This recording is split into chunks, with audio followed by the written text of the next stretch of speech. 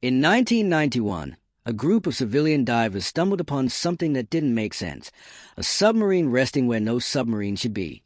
What they uncovered over the next several years would rewrite history and raise chilling new questions. When they finally got inside, what salvage divers found inside the sunken Nazi German submarine would leave you speechless. This is a true story of U-869, and it begins with a mystery at the bottom of the sea, the ghost sub of World War II.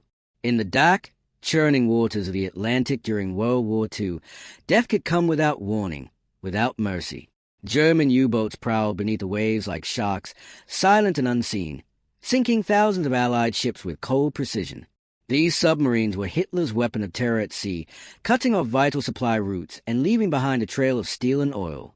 Of the hundreds of U-boats launched by Nazi Germany during the war, most were sunk, some were captured, and a few vanished without a trace. One of the most mysterious of all was U-869. Launched in 1943, U-869 was a Type 9 Sea-40 U-boat, one of the largest long-range submarines built by the Kriegsmarine. Nearly 250 feet long and equipped with 6 torpedo tubes, it was designed to travel across the Atlantic and strike enemy ships deep in Allied-controlled waters. Its mission: disrupt, destroy, disappear. U-869 was commanded by Captain Helmut Neuberg, a seasoned naval officer. In late 1944, as the tides of war turned against Germany, U-869 was sent on its first combat patrol. The plan, according to wartime records, was to head to the Gibraltar area, a strategic choke point where Allied ships funneled through the Mediterranean. But by then, there was chaos in the German command structure. Communication errors, conflicting orders, and a collapsing chain of command made things unclear. It's believed that U-869's mission may have changed en route. On February 11, 1945, a U.S. destroyer and a Coast Guard cutter reported attacking and sinking an unidentified German U-boat near Gibraltar. The official report chalked it up as a confirmed kill based on timing and projected U-boat movements.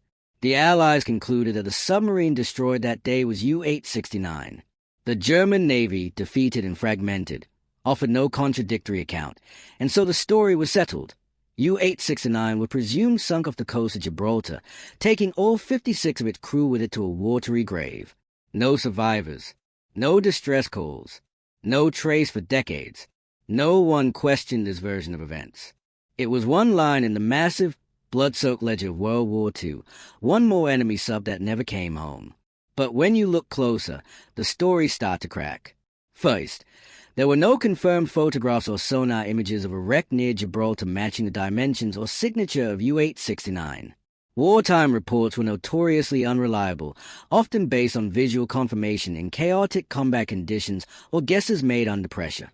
The Atlantic was vast, the technology primitive, and mistakes were common.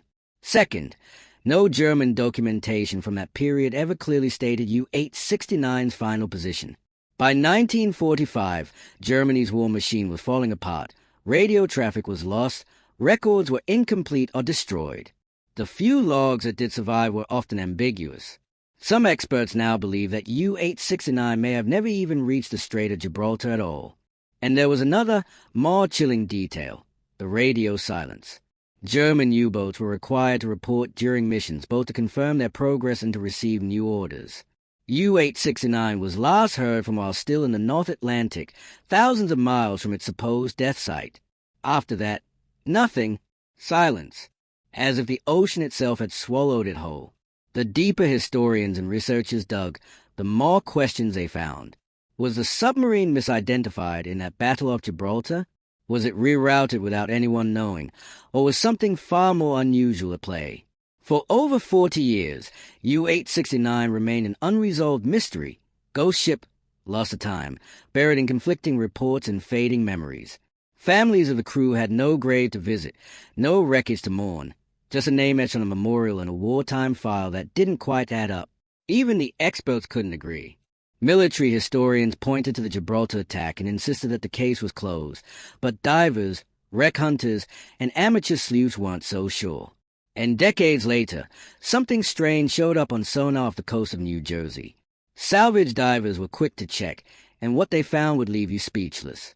The Jersey mystery. The North Atlantic, off the coast of New Jersey, is a graveyard of steel. Beneath the waves lie hundreds of wrecks, victims of storms, collisions, and wars. For local divers, it's both a playground and a puzzle. But in the summer of 1991, a group of wreck divers found something unlike anything they'd ever seen. At the time, John Chatterton, Richie Kohler, and a small team of experienced Northeast divers were searching for unidentified wrecks using side-scan sonar. The waters off the coast were notoriously dangerous. Strong currents, low visibility, deep dives. These were not casual descents. This was technical diving, high-risk exploration that demanded planning, precision, and nerves of steel.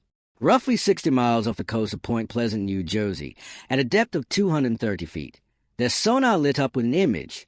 It was a long, narrow object, torpedo-shaped, lying on the ocean floor. Something man-made. Something old. But what? Curiosity turned to obsession when they made their first dive on the wreck. Visibility was terrible, barely a few feet. The cold bit through their suits. The structure was partially buried in sand and tangled in decades of fishing nets. A few passes around it confirmed the obvious. This was a submarine. A big one. And it wasn't supposed to be there. They couldn't see any hull numbers or markings at first. There was no nameplate, no plaque, no flags, nothing that would say what vessel this was. The structure was badly damaged, its conning tower partially collapsed and its outer hull cracked. It was rusting slowly into oblivion. Was it American? Russian? German? No one knew. And that's when the divers gave it a nickname, Yoo-Hoo. Yoo-Hoo was a riddle that challenged logic. No known World War II-era submarine had been recorded as lost anywhere near this location. And yet, here it was, resting silently beneath the waves for nearly half a century. The dive team began a series of return expeditions. These were not quick dives. They required triox gas blends, careful decompression stops, and meticulous planning. The risks were extreme. Divers could suffer from nitrogen narcosis, oxygen toxicity, or, worst of all, the bends. But every dive brought back new clues. Inside the wreck, they found German gauges labeled in metric units, pipes, valves, and instrumentation. It was clearly a German U-boat. But which one? They retrieved small items, plates, bowls, bits of equipment, some marked with a Kriegsmarine eagle, but nothing definitive. The turning point came when they discovered a button knife, tarnished but intact, engraved with the name Hornberg. Not a model number. A man's name. This changed everything. Using naval records and crew lists, the divers traced the name to a real person, crewman George Hornberg, listed as having served on U-869. The divers kept digging, both underwater and in the archives. On a later dive, they recovered valve manifolds and diesel engine parts with serial numbers. They traced these numbers to shipyard records from Decimog AG Weser, the German company that built U-869. The pieces matched. They had done it. Against all odds, these civilian divers had identified the mystery wreck. In 1997, 6 years after the first dive, the United States Navy officially acknowledged that the submarine wreck off New Jersey was indeed U-869. The implications were massive. U-869 had not been sunk near Gibraltar, as U.S. military records had claimed since 1945. It had died off the American East Coast, a full 3,000 miles away from where history had placed it. The divers had proven what no wartime record ever did. They had physically located and identified the wreck. They had found the truth. And then, there was the eerie realization no one had been looking for U-869 here. If not for a handful of obsessed divers, it would still be rusting in anonymity, never telling its story. The U.S. Navy and historians took notice. Wreck divers around the world held it up as one of the greatest underwater identifications ever made. Without institutional support, no military, no government, just a crew of recreational divers, determination, and hundreds of dangerous hours on the ocean floor. But the mystery wasn't entirely solved. The big question still loomed. How did U-869 end up here? Its mission orders said Gibraltar. Wartime reports placed it in Europe. So how did it end up on the wrong side of the Atlantic? Was it rerouted? Did it receive new secret orders? Or was there a failure in communication that caused it to go rogue? No record survived to answer that question.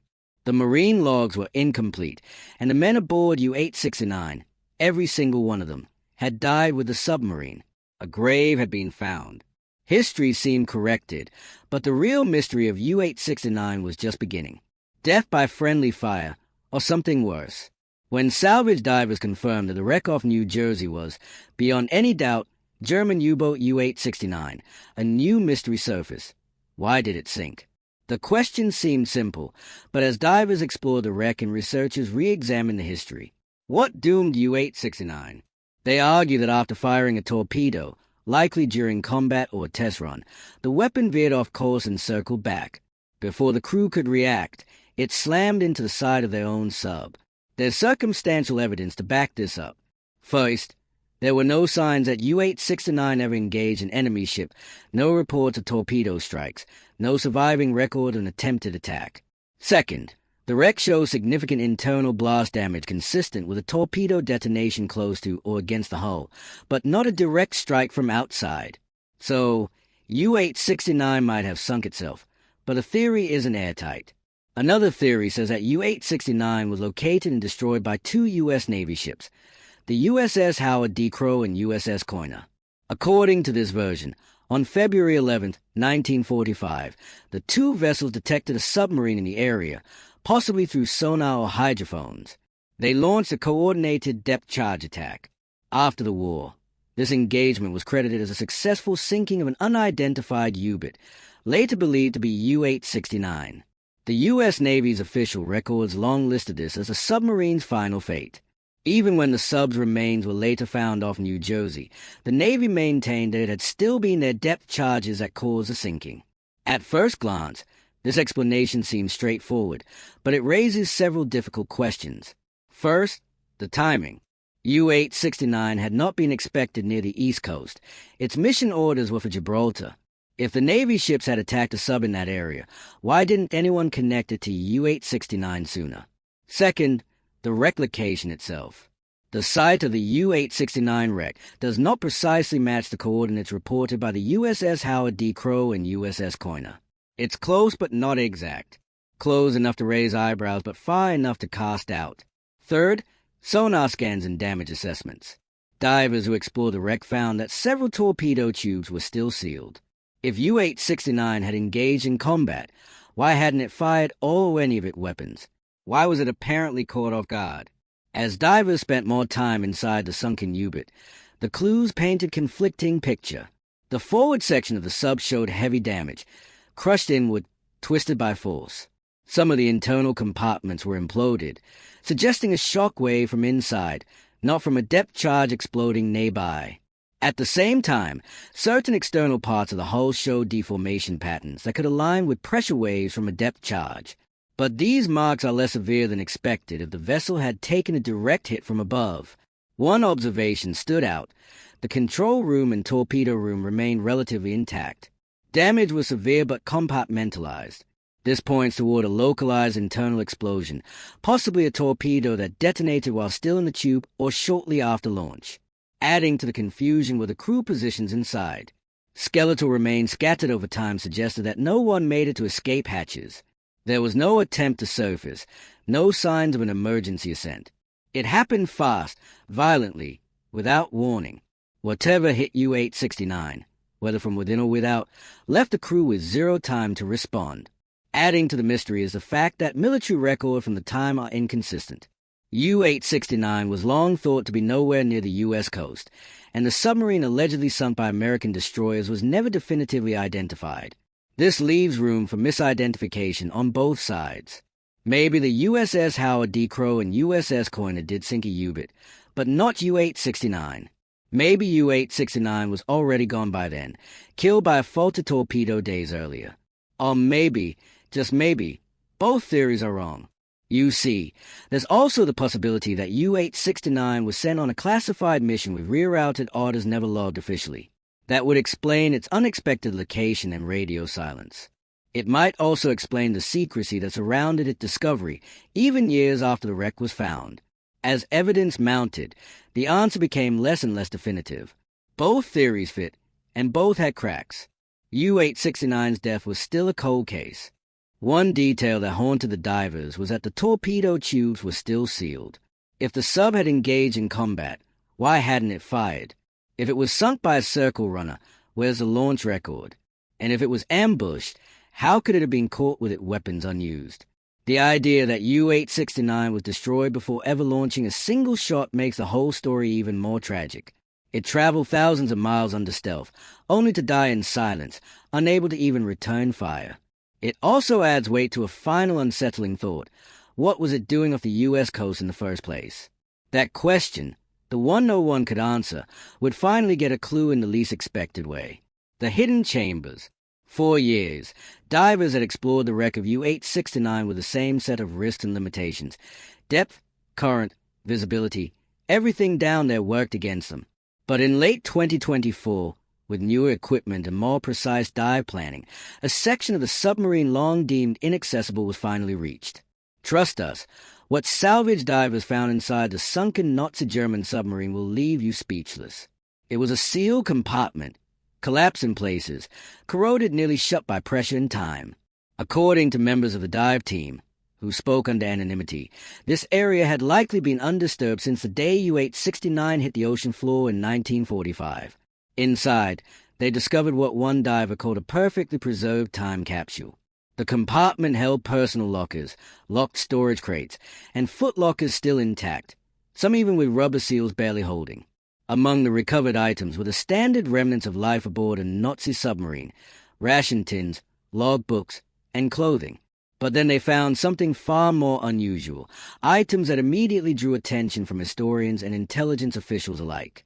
Sources familiar with the investigation described the discovery of a ceremonial dagger belonging to a senior officer. Its blade is said to be etched with a motto used by elite naval units. Next to it, folded in a watertight crate, was a Marine dress uniform, still bearing the Iron Eagle insignia and a red armband with a swastika, preserved better than anyone thought possible. But what came next stunned even the most hardened researchers.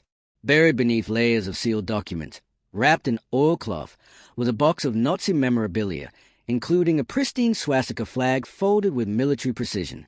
Alongside it were propaganda leaflets in English aimed at stirring discontent among the American public, and what appeared to be a partially encrypted codebook bearing markings from the ABV, Nazi Germany's military intelligence service.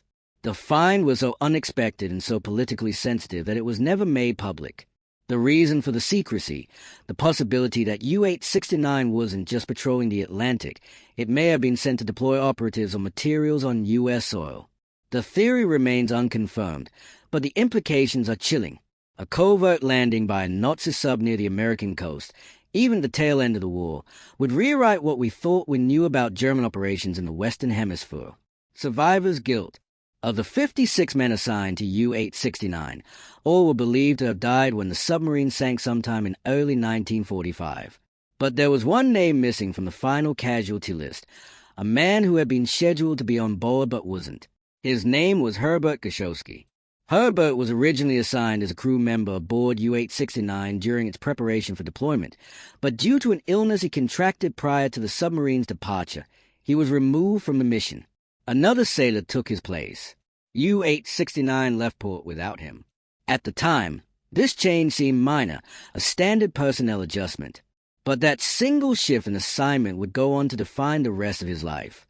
For decades, Gashowski lived under the same assumption as military historians and the families of the fallen, that U-869 had been lost near Gibraltar, most likely destroyed by Allied depth charges. That was the official record accepted by the German Navy and the post-war historical community. Then, in the 1990s, a group of American wreck divers searching the waters off Point Pleasant, New Jersey, discovered the remains of a sunken submarine. As part of their research, the divers began contacting surviving relatives of the original crew.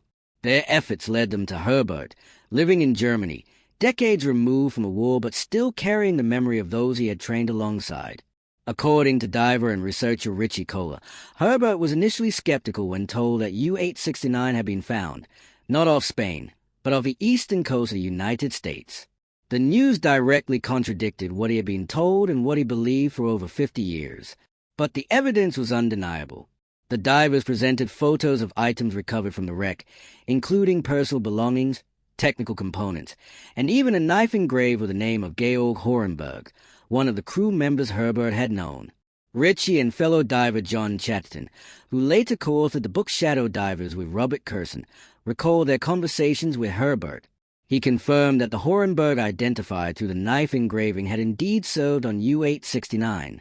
He also recalled the crew training atmosphere in the final weeks before the boat's departure. His illness had prevented him from sailing with the crew. It wasn't a dramatic event. No last-minute decision, no command override, just a matter of medical fitness. He had been replaced, and the submarine had gone to sea without him. When asked how he felt about the discovery, Herbert was reportedly moved but subdued. He acknowledged the strange fortune that had spared his life and expressed sadness for the loss of his former comrades. He did not seek publicity. He did not give long interviews, but he did correspond with the divers and authors who worked on the U-869 story. His recollections helped verify crew identities and confirmed historical record from the German side, providing valuable insight into the sub's final crew makeup. Herbert passed away in 2005, and he never found out about the sealed chamber. Or maybe he already knew about it and just didn't want to speak. What do you think? Let us know in the comments.